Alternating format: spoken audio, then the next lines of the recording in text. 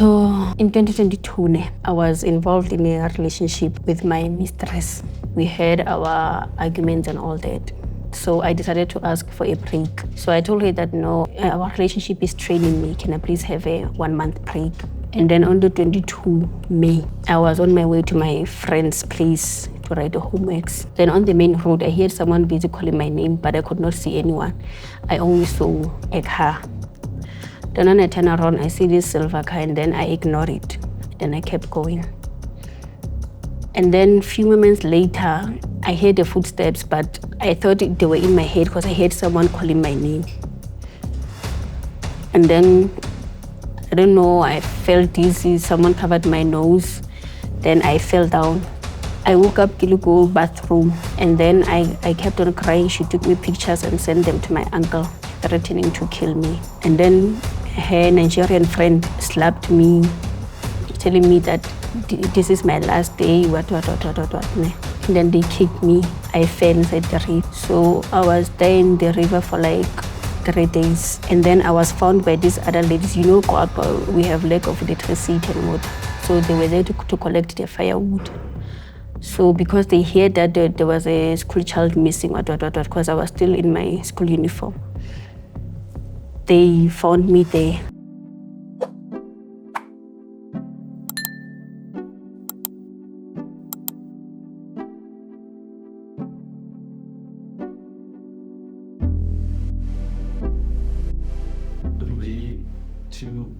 Action, Montana.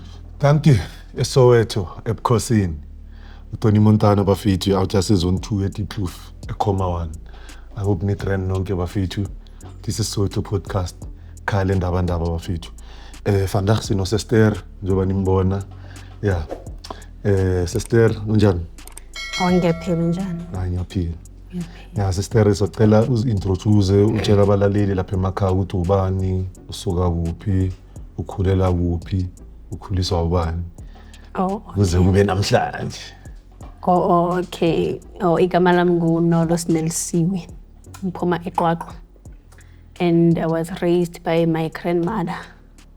Yeah. So in 2022, I was involved in a relationship with my mistress.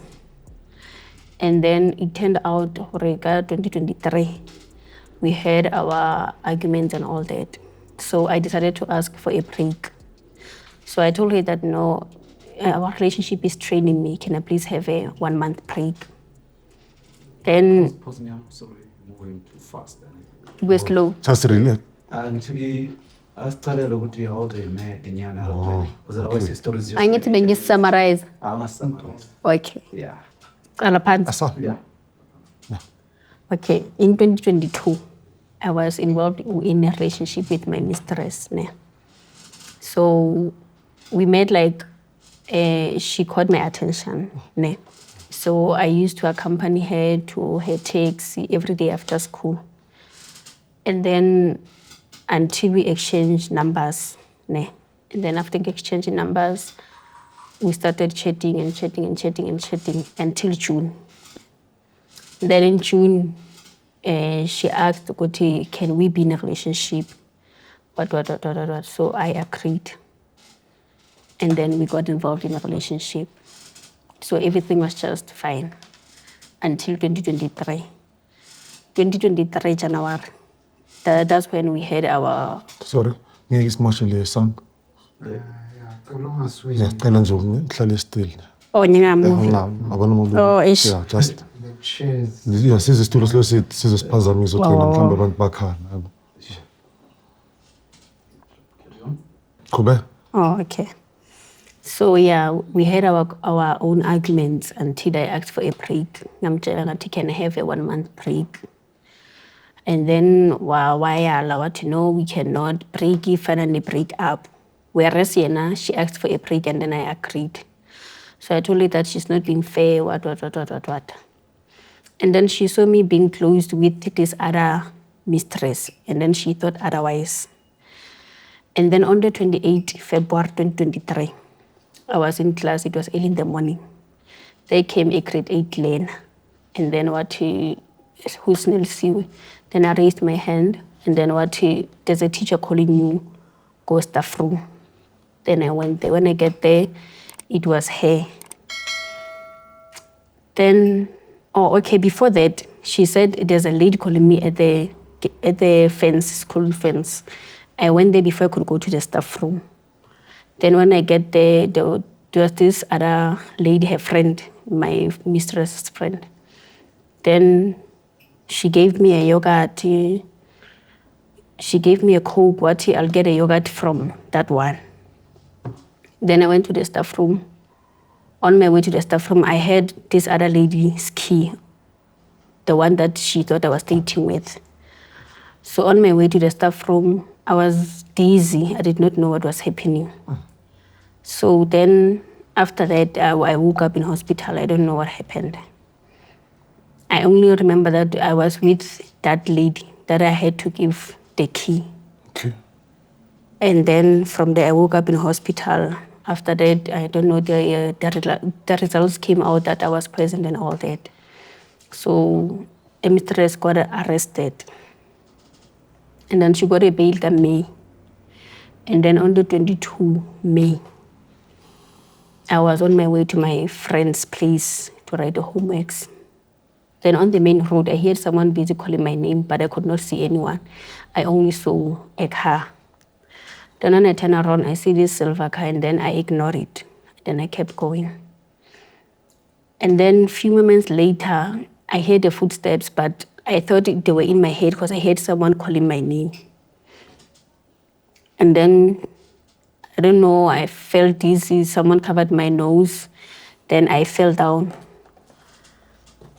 Then I woke up to go bathroom.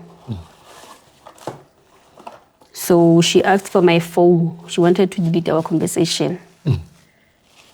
She asked for my phone, then I refused. She kept on telling me the things that I don't know, telling me that whatever I try to do, I will never win this case. And then I kept on crying. She took me pictures and sent them to my uncle, threatening to kill me. Before that, after me being discharged from the hospital, after the prison, she came to my home with her uncle and her mother. And then they promised to give my grandmother 50,000 to withdraw the case. Then my grandmother refused. So now, I don't know, either my grandmother went to the school to let them know that I'm missing or what. Because after some few days, she received a call. Then she panicked. That's when she took me out of that bathroom. And then we went to the river. On our way there, she gave me something to drink. And then when I got there,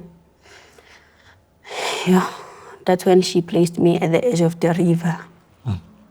And then she insulted me. And then she took me pictures and sent them to my uncle. And then her Nigerian friend slapped me, telling me that this is my last day, what. And then they kicked me. I fell inside the river.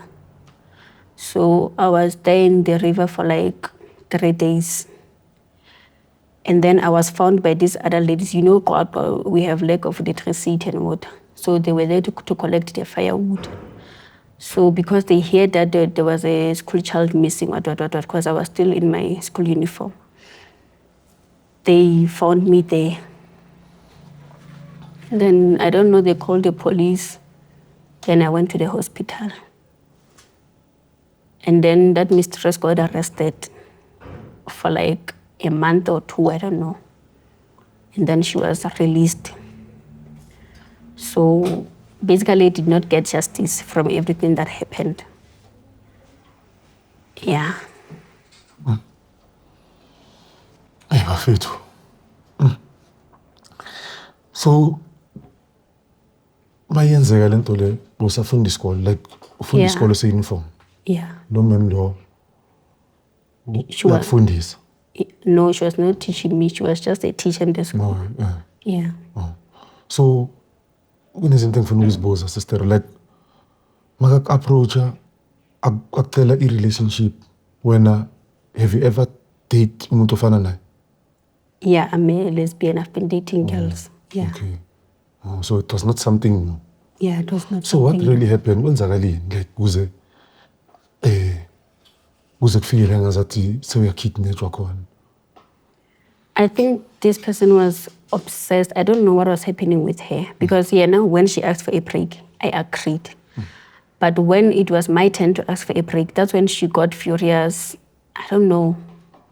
So when you're asking for a break, like bewuyini to beyenza ukuthi ucela break? Like the relationship was starting to drain me because I was close with this another assistant teacher. She went to that assistant teacher to ask what's happening between us, what. So those things were training me.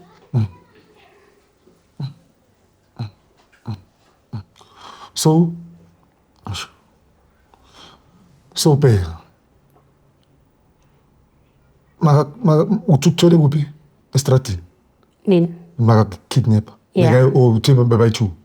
Yeah. So bakulahlela nje phakathi kwemfula. Yeah.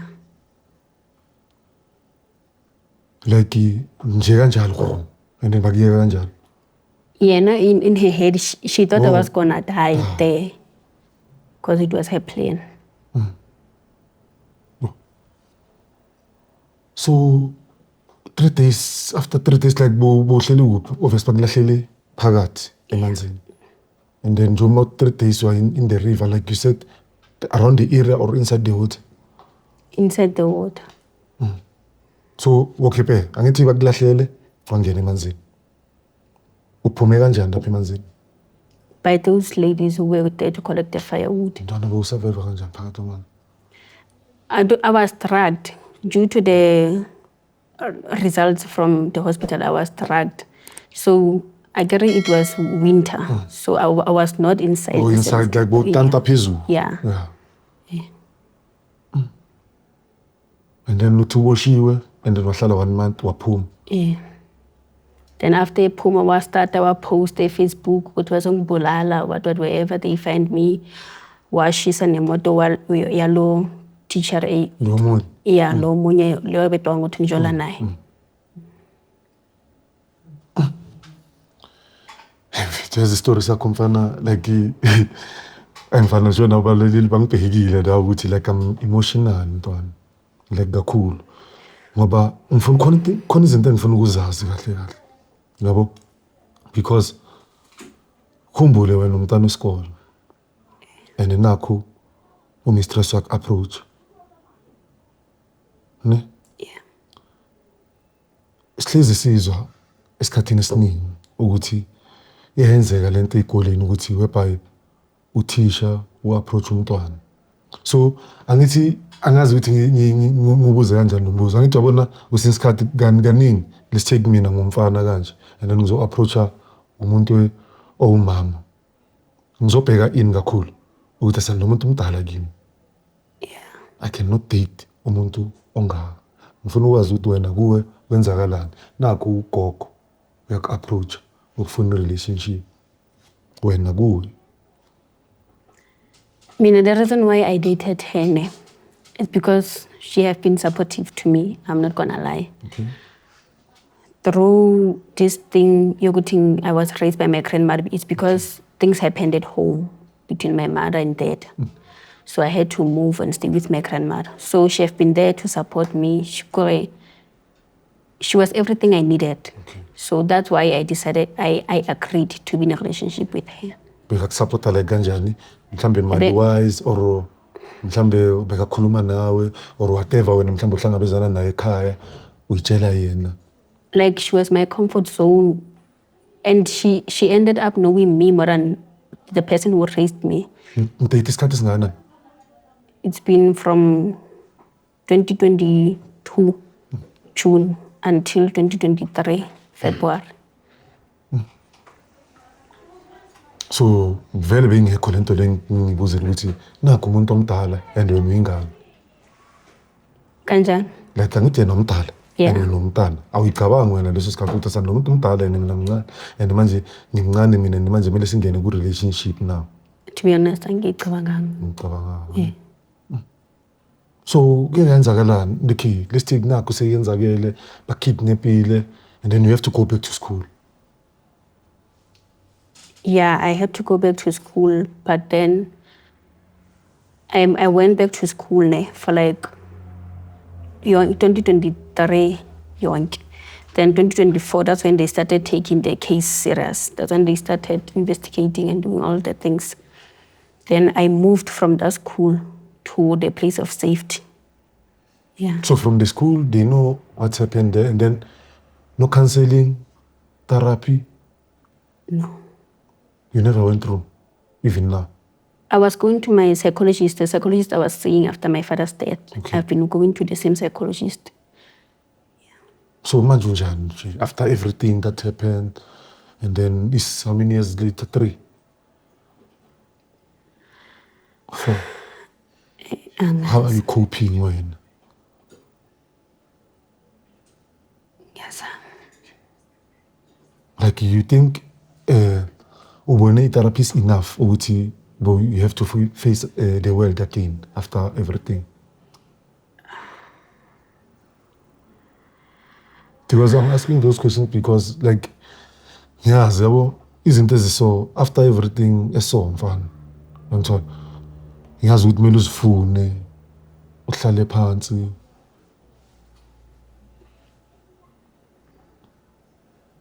nothing happened. That's what ngibuza mina current ukuthi like are you a normal child? Kwenzakalani ngawe or mhlambe kwenzakala kukhona izinto ezinokwenzakala lezi wena wazi ukuthi besingenzakala kuwe? Mara, I'm still on medication because I was having the nightmares and all that. But I think I need to see a psychologist again. Hence I'm asking. Because like lately I've been cutting myself again. And all that. And usebenzisa ini lapho ama-rays? Yeah. Like uyicabanga kanjani ukuthi now I have to take ama-rays and cut yourself? Like kusuka kwenzakalani? Because I feel like it's better to feel pain ewibonayo than le engingayizwa engingayiboni. Ukhawathekile ntwana. Ukhawathekile like ngiyayibona lento leyo. Because I wanna uthi mangibonisa la ukuthi I've been cutting myself ngiyabaza abantu abanjalo.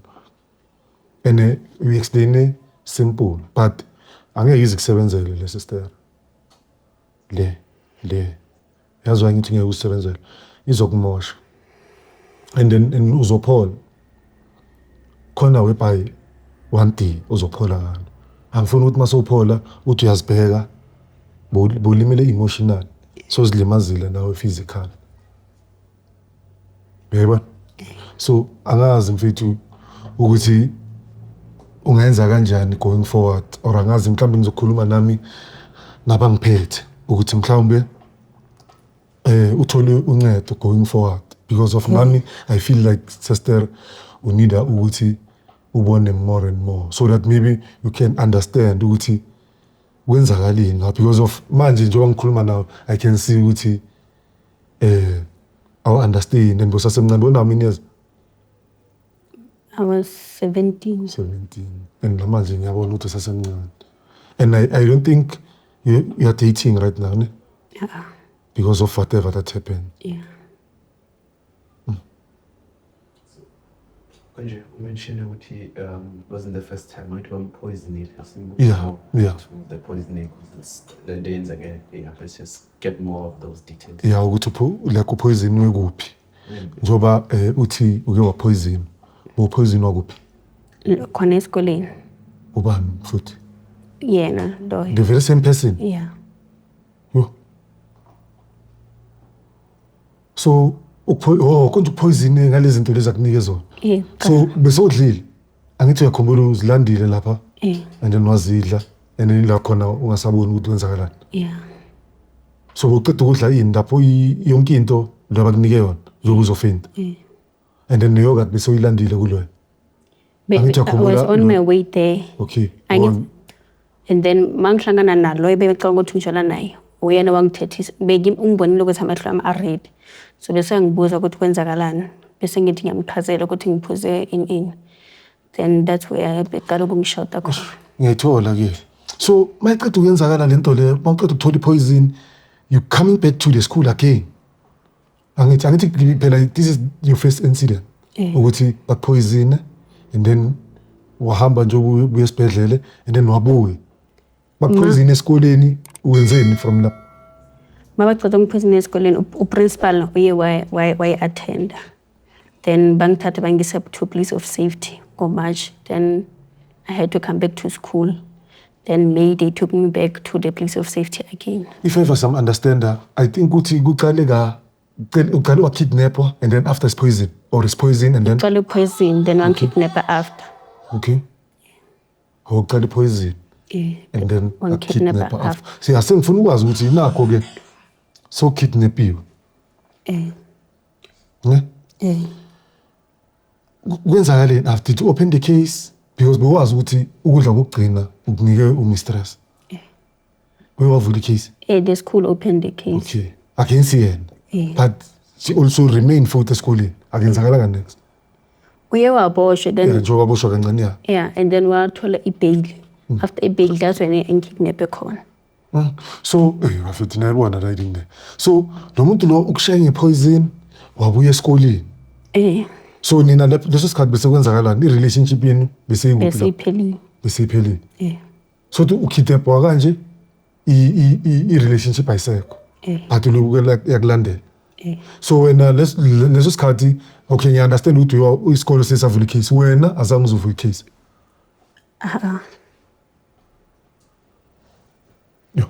Bazali bakho in the situation angithi ukhumbula ukuthi unogogo. Ukhumbula ukuthi unogogo. And then ugogo uthini lapho? Yeah, ugogo be attend the case and then yena lo mistress weza ekhaya no mama wakhe no malume wakhe.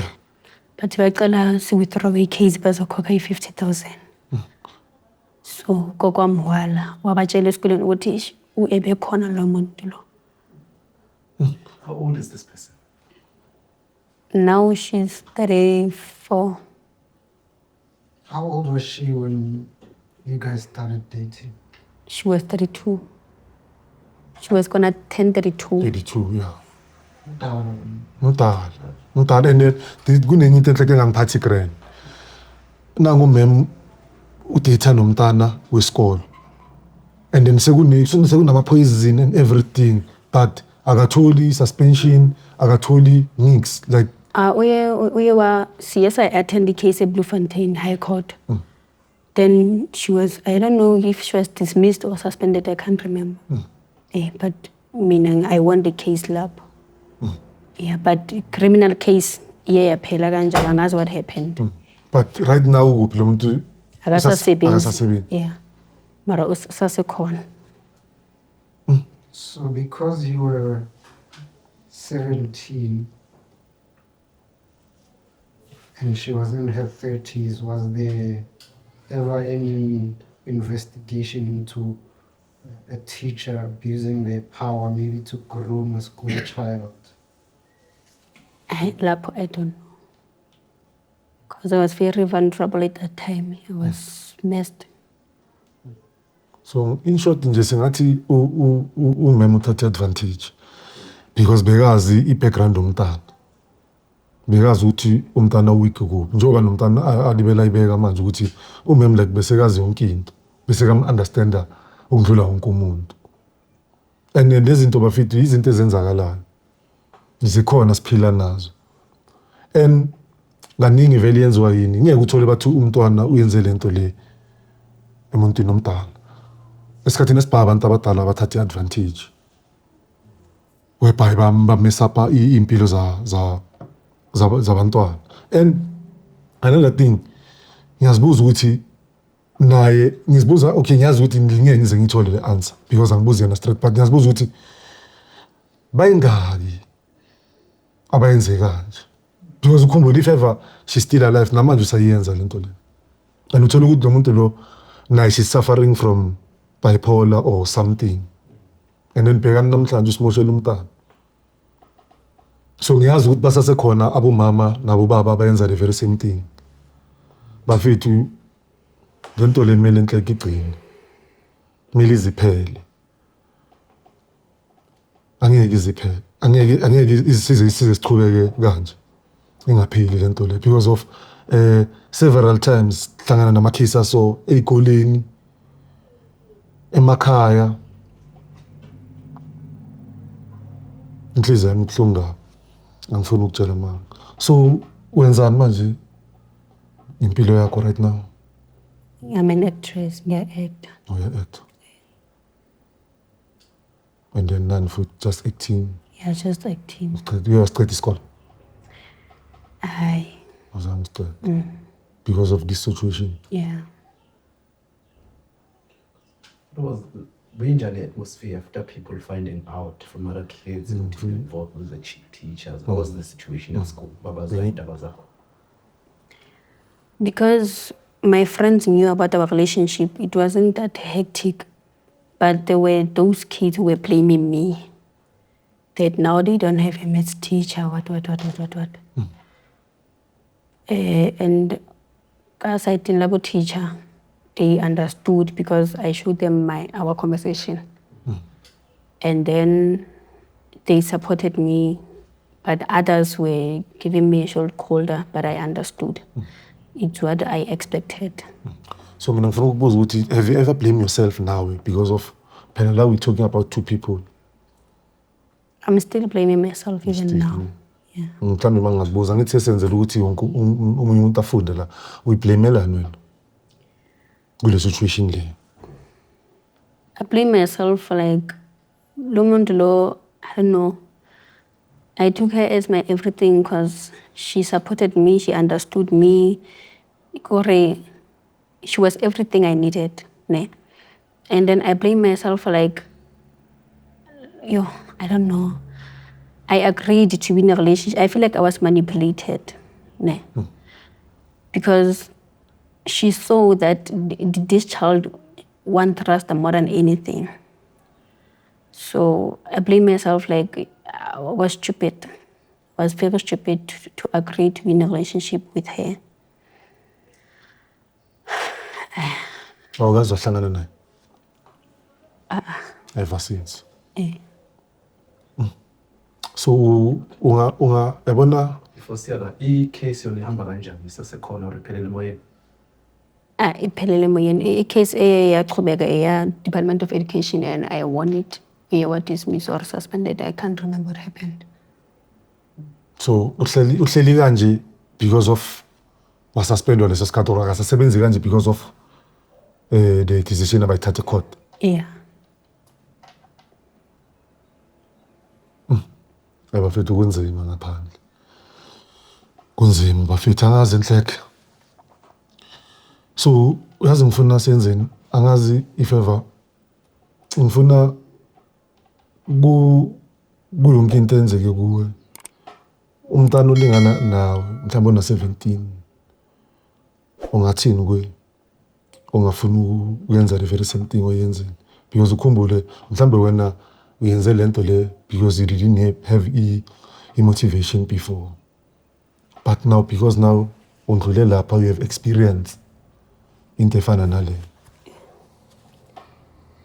Ungathini emuntwini mhlawumbe kunomuntu ku relationship because ithi ngokhithi ngibuze so ukhona izinto ozibona ngayo ezi-off uthi lo muntu lo like during i-happiness yini angithi yazi noma ngathiwa mhlawumbe ngijabule kanjani but umuntu uyakhona ukuthika amabox ukuthi man lo muntu lo I this or bongaboni ifokolo like wena bufake your club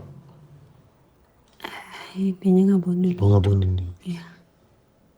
Mara my friends uyo bebe ungwana from lesson ngibachela zona naye.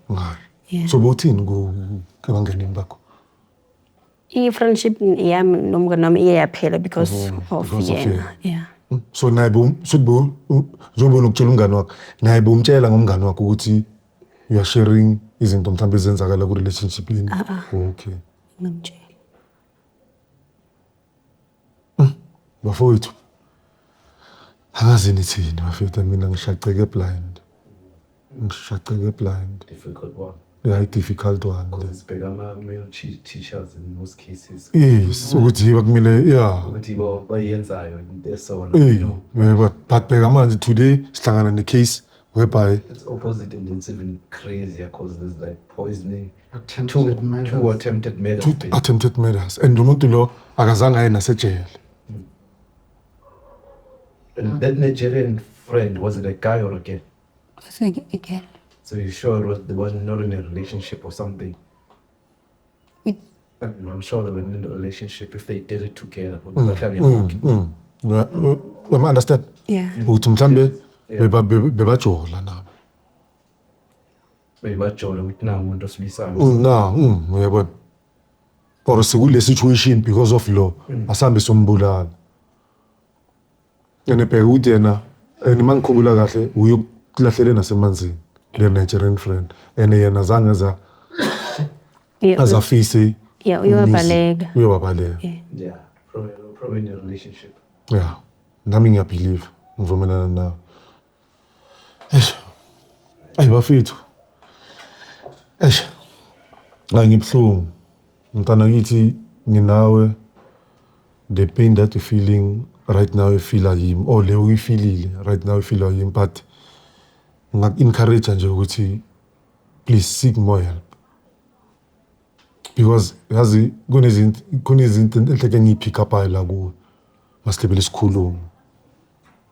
Yabo, but feel free going forward ukuthi if ever you wanna talk, take the phone and call because I normally talk to abantu abafana nawe. Yangizwa. I don't know ukuthi uzosizwa yini but seeking more help uzothola incwadi. And ngibhlungu ngalento eyenzakalele. I don't think ukuthi uyadeserve. But into engingakutshela yona nokuthi kunento abathi kingdom rise and fall. Whatever you're doing like this, angijayibona into mawuyenzile bele iyalika.